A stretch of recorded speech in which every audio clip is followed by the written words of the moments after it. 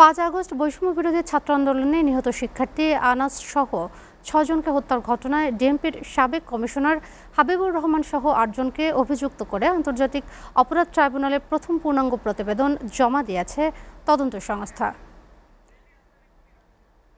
দর্শক, মেহেদী হাসানের রিপোর্টটি আমাদের হাতে এসে পৌঁছেছে, চলুন দেখি।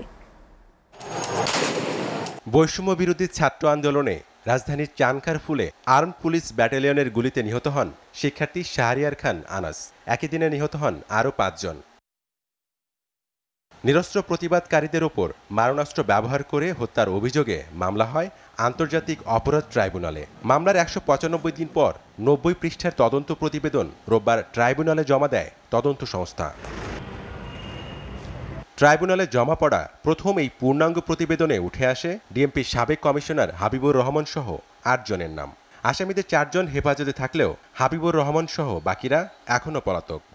এই 8 জনের বিরুদ্ধে তদন্তে তাদের বিরুদ্ধে সম্পৃক্ততার প্রমাণ, কমান্ড রেসপন্সিবিলিটি দুটো মিলিয়ে যারা সিনিয়র অফিসার তাদের নির্দেশ এবং যারা সরাসরি গুলি করে হত্যা করেছে তাদের ভিডিও সহ অন্যান্য প্রমাণাদিতে পাওয়া যাওয়ার কারণে এই 8 জনের বিরুদ্ধে তদন্ত রিপোর্ট দাখিল করা হয়েছে। চিফ প্রসিকিউটর জানান 79 জন সাক্ষীর জবানবন্দি নেওয়া হয়েছে। সংযুক্ত করা হয়েছে 19টি ভিডিও, 11টি পত্রিকার প্রতিবেদন, 2টি অডিও, 11টি বই ও রিপোর্ট এবং 6টি মৃত্যু সনদ। এই চার্জশিটের ভিত্তিতে প্রাপ্ত সাক্ষ্য প্রমাণের ভিত্তিতে এটা চিফ প্রসিকিউটর বরাবরে তারা দাখিল করেছেন।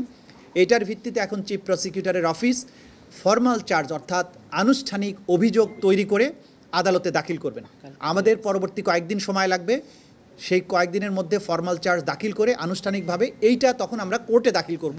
ন্যায় বিচারের স্বার্থেই গণহত্যায় জড়িত যেসব পুলিশ নিজ বাহিনীকে কলঙ্কিত করেছে তাদের সবাইকে বিচারের সম্মুখীন হতে হবে বলে জানান তাজুল ইসলাম। মানবতা বিরোধী অপরাধ সংগঠন করার অভিযোগ প্রমাণিত হয়েছে তদন্তে, সে কারণে তারা চার্জশিট দাখিল করেছেন। মেহেদী হাসান, এসএ টিভি, ঢাকা।